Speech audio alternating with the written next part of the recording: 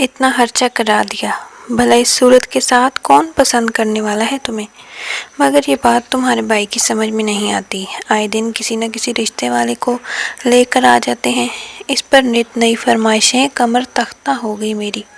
اب کھڑی اپنی رونی منحوس صورت کا ماتم نہ کرتی رہنا، جلدی سارا کچن سمیٹ کر نیچے آؤ، کپڑوں کا ڈھیر رکھا ہے دھونے کے لیے۔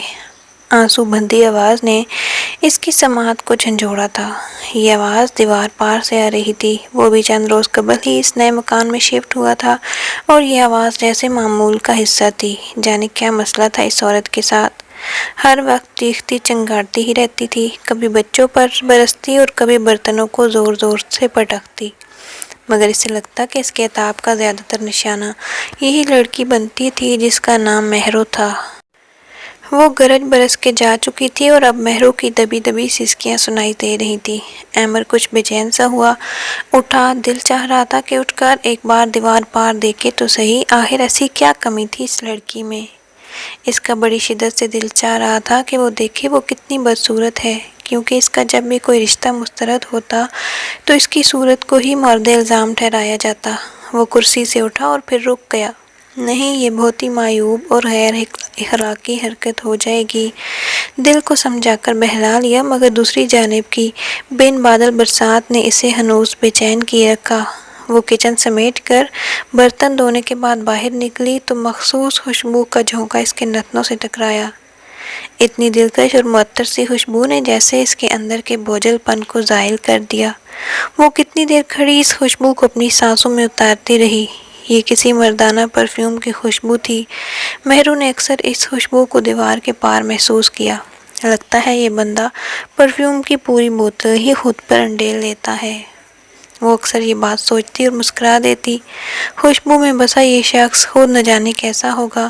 یہ خیال کہ وہ کیسا ہوگا خود بخود اس کے دماغ میں چبھنے لگا تھا، اور پھر آج تو بھابھی کے ہاتھوں تازہ تازہ بےعزتی کا صدمہ، یہ سوچ کر کچھ اور بھی بڑھ گیا۔ کیا ساری باتیں دیوار پار بیٹھے اس شخص نے بھی سنی ہوں گی؟ اس کی پلکیں ایک بار پھر بھیگ گئیں۔ اسے لگ رہا تھا کہ کبھی یہ شخص اس کے سامنے آیا تو وہ مارے خفت کی نظریں اٹھا نہیں پائے گی۔ عجیب ہلکا پن محسوس ہو رہا تھا اسے، جیسے بھابھی کچھ بھی کہہ لیتی مگر اس شخص کے سامنے نہیں۔ جانے کون تھا یہ شخص جسے دیکھا نہیں تھا، جانتی بھی نہیں تھی، پھر بھی حواسوں پر چھا گیا تھا۔ اس کے بھائی کا خوب چلتا ہوا اسٹور تھا، مگر بھابھی کی نظریں اس کی خاندانی زمین پر تھیں کہ اس کو بیچ کر بینک بھر لیا جائے۔ بارہا وہ اپنے باپ سے اس لہجے میں بات کر چکا تھا، مگر کرم دین جو اب بوڑھا ہو چکا تھا اور بغیر لاٹھی کے چلا نہیں جاتا تھا، سماعت اونچا سننے کی عادت تھی، مگر ایک معاملے میں وہ کچھ بھی نہیں سننا تھا۔ یوں باپ بیٹے کے درمیانی فضا کچھ کشیدہ تھی اور مہرو باپ، بھائی اور بھابھی کے درمیان پس رہی تھی۔ مہرو آج میرے لیے کھیر بنانا۔ وہ ابا کے کمرے میں پانی کا جگ رکھنے آئی تو ابا نے نئی فرمائش کر دی۔ مہرو لب کو چلتے ہوئے ابا کو دیکھنے لگی۔ کبھی میٹھا تو کبھی چٹپٹا، لگتا تھا ابا کو اپنی صحت کی کوئی فکر نہیں تھی۔ آرام سے آنکھیں موندے لیٹے تھے، اندر ہی اندر جذبس ہوتے وہ کمرے میں بکھری چیزیں سمیٹنے لگی۔ تب ہی ابا کی آواز ایک بار پھر مہرو کی سماعت سے ٹکرائی، جس نے اسے بھنچکا کر دیا۔ باہر دھوپ نکلی ہے تو مجھے چھت پر لے چلو۔ اس نے ہاتھ روک کر حیرت سے ابا کو دیکھا اور اگلے ہی پل جیسے روحانسی ہو گئی۔ ابا، میں اکیلے آپ کو کیسے چھت پر لے جا سکتی ہوں؟ مگر کرم دین کی ضد کے آگے اس کی ایک نہیں چلی۔ وہ ابا کو سہارا دے کر سیڑھیوں تک لائی۔ بس بس، اب اتنا بھی بوڑھا نہیں ہوا، خود چڑھ سکتا ہوں، تم بس میرے پیچھے چلو۔ اب یہ نئی پابندی تھی، ابا کو کوئی کسی بات کے لیے رضامند نہیں کر سکتا تھا۔ وہ اپنی مرضی کے مالک تھے اور دوسروں کو بھی اسی پر چلاتے تھے۔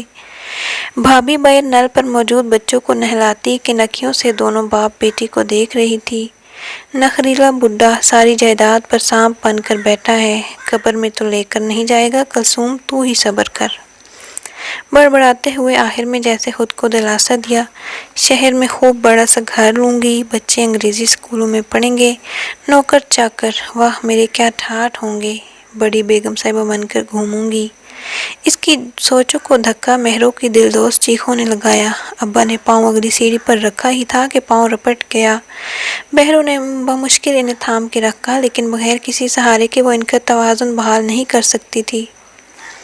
اچھا ہے یہیں سے گر کر مر کھپ جائے۔ بڑبڑاتے ہوئے وہ دوبارہ سے اپنے کام میں مصروف ہو گئی۔ مہروں کی چیخیں بڑھتی جا رہی تھیں۔ کوئی میرے ابا کو بچائے، اس نے چیختے ہوئے پکارا۔ دیوار پار سے احمد نے ایک ہی جست میں چھلانگ لگائی اور بھاگ کر اس کے ابا کو سہارا دے کر اوپر لایا۔ ابا کے چہرے پر خجالت تھی اور مہروں کے حواس ابھی تک بحال نہیں ہوئے تھے۔ اسے کلثوم بھابھی سے نفرت محسوس ہوئی۔ کیسی عورت تھی کہ ایک گرتے ہوئے اور مرتے ہوئے کو بچانے کی خاطر بھی آگے نہیں بڑھی۔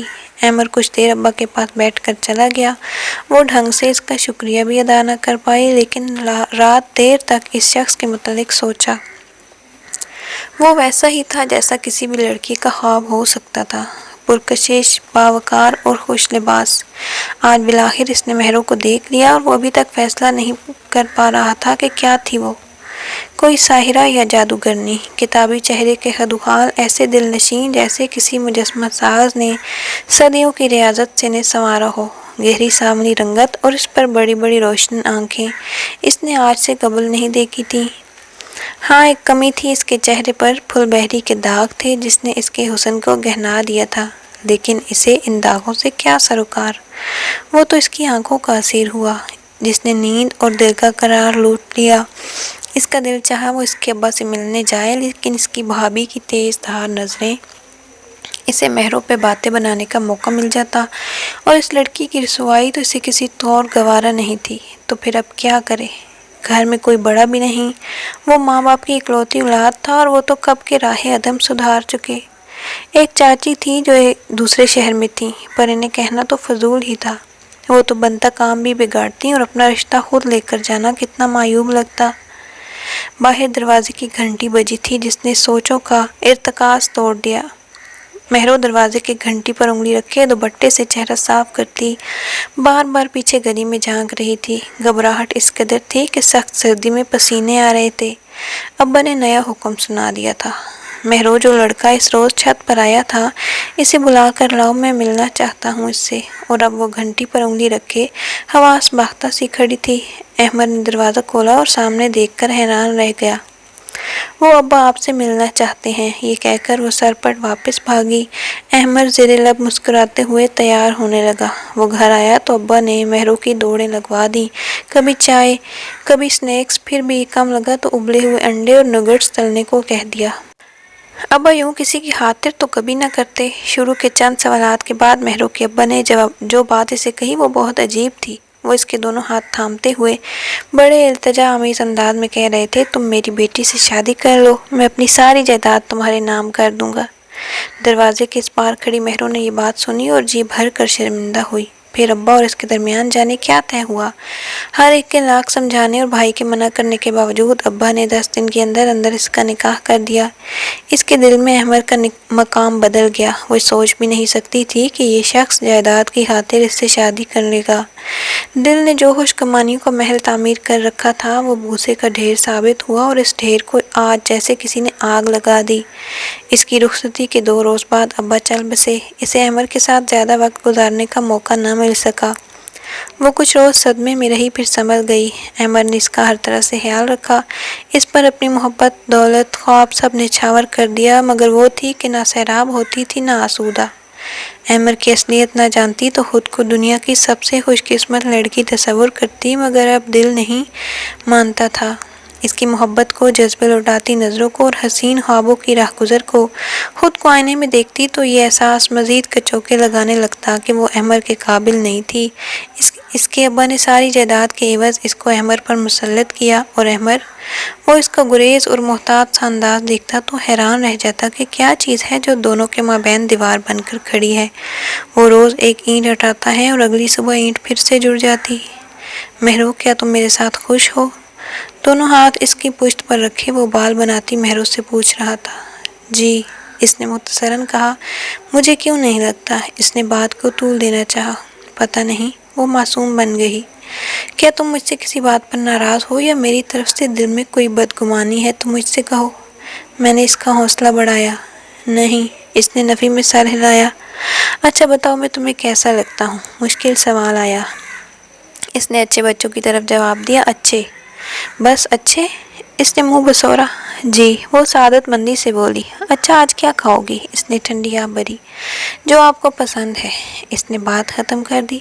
یہ کی ہے نا اچھی بیویوں والی بات۔ اس نے پھر بھی سراہا۔ وہ خاموش رہی لیکن ہار اسے بھی منظور نہیں تھی۔ تمہیں کھانا بنانا آتا ہے؟ جی۔ کیا کچھ بنا لیتی ہو؟ سب کچھ۔ یہ انٹرویو مجھے پسند نہیں آ رہا، اب کچھ مجھ سے بھی پوچھو نا۔ اس نے بڑے لاڈ سے فرمائش کی۔ کیا پوچھوں؟ وہ سپاٹ نظروں سے دیکھنے لگی۔ یہی کہ اس سمندر جیسی آنکھوں میں کب ڈوبا تھا اور دیکھو ابھی تک مجھے تیراکی نہیں آئی۔ وہ کہہ کر خود ہی ہنسا، پھر اپنی والہانہ محبت بھری نظریں اس پر جما دی۔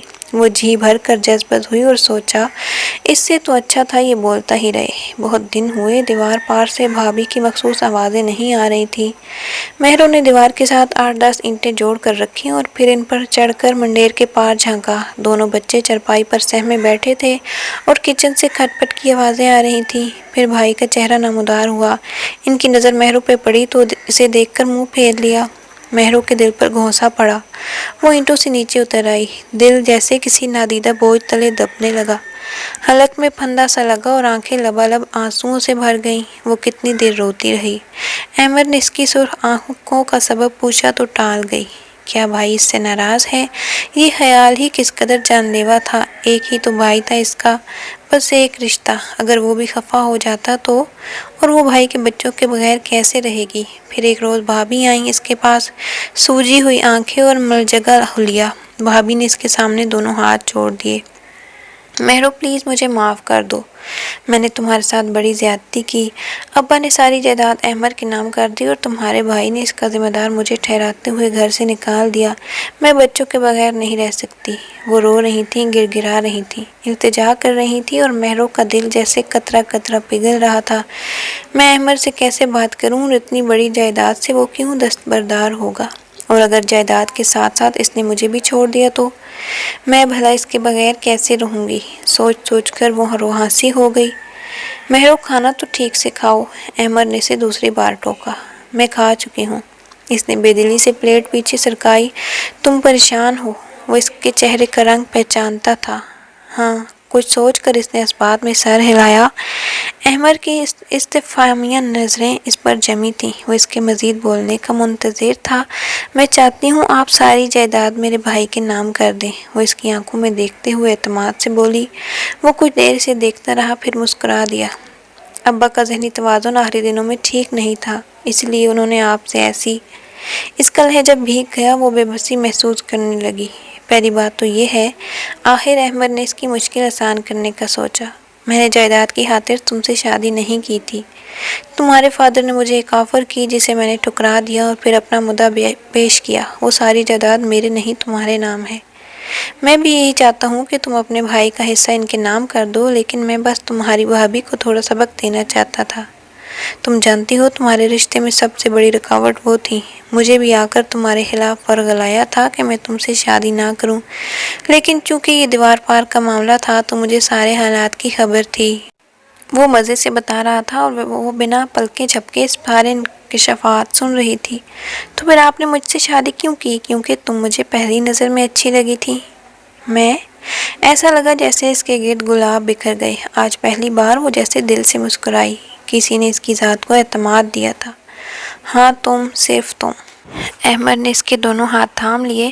آج اس نے کوئی مزاحمت نہیں کی۔ محبت کی خوشبو نے اس کے گرد حصار سا بنا دیا اور وہ سوچ رہی تھی، دیوار کے اس پار اگر احمد نہ ہوتا تو اس کی زندگی کیا ہوتی؟